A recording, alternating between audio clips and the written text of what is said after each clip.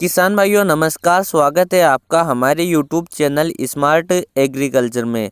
आज के इस वीडियो में हम बात करेंगे लहसुन की पैदावार बढ़ाने के लिए लहसुन में एनपीके घुलनशील खादों जैसे कि एनपीके 19-19-19, 0-52-34 और 00-50 इन खादों का प्रयोग कब और कितनी मात्रा में करना चाहिए।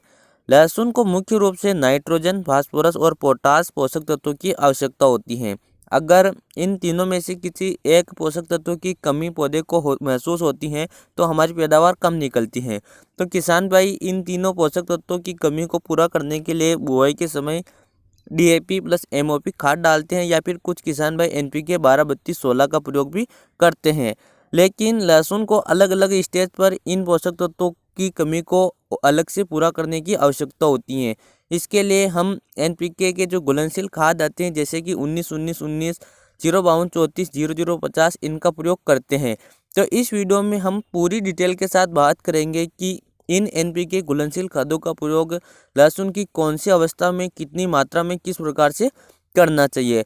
तो आप वीडियो को अंत तक बिना स्किप किए लगातार देखना और आप हमारे चैनल पर नए हो तो चैनल को सब्सक्राइब करके उसके पास जो घंटी का निशान है उसे जरूर दबा दीजिए। किसान भाइयों सबसे पहले हम शुरू करते हैं एनपीके 19-19-19 से। एनपीके 19-19-19 में नाइट्रोजन, फास्फोरस और पोटाश तीनों 19-19-19 के अनुपात में अवेलेबल होते हैं। अगर हम इसका प्रयोग करते हैं तो हमारे लहसुन के पौधे को नाइट्रोजन, फास्फोरस और पोटाश तीनों पर्याप्त मात्रा में मिल जाते हैं। तो इसका प्रयोग करने का जो सही समय होता है वह लहसुन की फसल 30 से 40 दिन के बीच की होती है, वह समय होता है, क्योंकि उस समय में लहसुन को नाइट्रोजन, फास्फोरस और पोटाश तीनों की आवश्यकता होती है।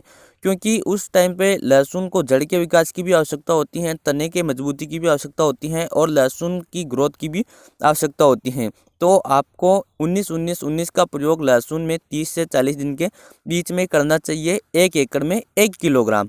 किसान भाइयों आप इसको ज़मीन में चलाना चाहते हैं तो आपको 1 एकड़ में 3 किलोग्राम का प्रयोग करना है। अगर आप स्प्रे करते हैं तो 1 एकड़ में 1 किलोग्राम। दूसरे नंबर पर बात करते हैं एनपीके 0-52-34। एनपीके जो 0-52-34 है उसमें नाइट्रोजन नहीं होती है, उसके अलावा इसमें फास्फोरस 52% और पोटास 34% इसमें मौजूद होता है। तो इसका प्रयोग लहसुन की फसल जब 60-65 दिन की होती है उस टाइम पे करना चाहिए, क्योंकि उस टाइम पर लहसुन को ग्रोथ की आवश्यकता नहीं होती है। उस टाइम पर लहसुन को मुख्य रूप से आवश्यकता होती है लहसुन की जड़ का विकास अच्छे तरीके से हो और लहसुन का तना मजबूत हो।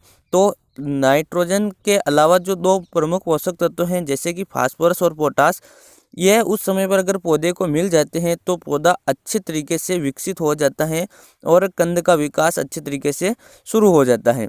तो उस टाइम पर आपको एनपीके 0-52-34 खाद का प्रयोग करना चाहिए। इसका प्रयोग भी अगर आप स्प्रे के रूप में करना चाहते हैं तो आप 1 एकड़ में 1 किलोग्राम प्रयोग करें और अगर आप ज़मीन में चलाना चाहते हैं, ड्रिंचिंग करना चाहते हैं तो 1 एकड़ में 3 किलोग्राम।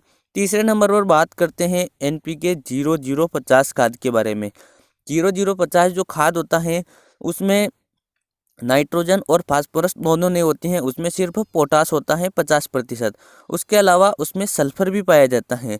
तो इस खाद का प्रयोग लहसुन की कंद का आधा निर्माण हो जाता है तब किया जाता है, यानी कि लहसुन 80 से 90 दिन के बीच की होती है।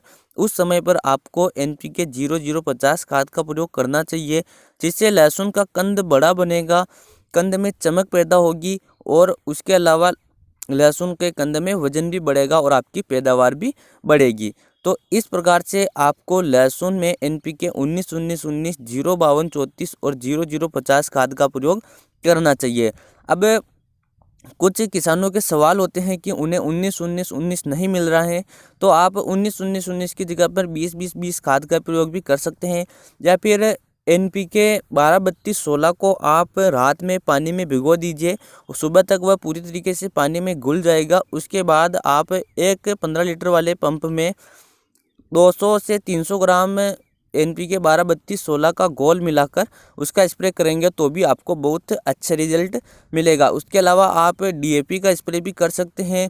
फसल 40-45 दिन के बीच की होती हैं तब आप डीएपी को पानी में घोलकर उसका स्प्रे भी करोगे तो भी आपको अच्छा रिजल्ट मिलेगा। तो कुल मिलाकर बात करें तो आपको लहसुन में बुआई के समय तो एनपीके खाद देते ही हो, उसके अलावा आपको बाद में भी एनपीके घुलनशील खादों का प्रयोग करना बहुत ज़्यादा ज़रूरी है, क्योंकि लहसुन की पैदावार सबसे ज़्यादा इन्हीं के ऊपर डिपेंड होती है। तो किसान भाइयों, उम्मीद करते हैं ये वीडियो आपको पसंद आया होगा। वीडियो पसंद आए तो वीडियो को लाइक ज़रूर कीजिएगा। चलिए मिलते हैं अगले वीडियो में। जय जवान जय किसान।